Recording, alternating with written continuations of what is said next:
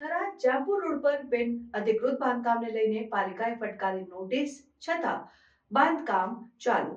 થરાદ જાંબુ road ઉપર બિન અધિકૃત બાંધકામને લઈને પાલિકાએ ફટકારી નોટિસ છતાં બાંધકામ ચાલુ.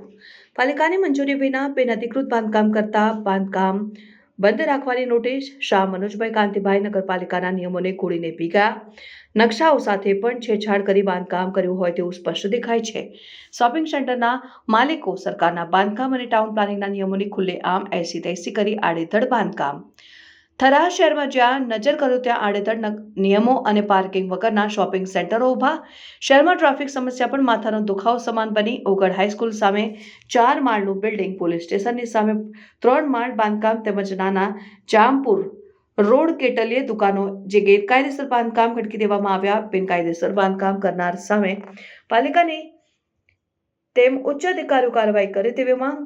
પાર્કિંગ વગરના શોપિંગ સેન્ટરો સામે પાલિકાએ સીલ મારી કડક કાર્યવાહી કરવામાં આવી તેવી પણ શહેરીજનોની માંગ ઉઠવા પામી છે.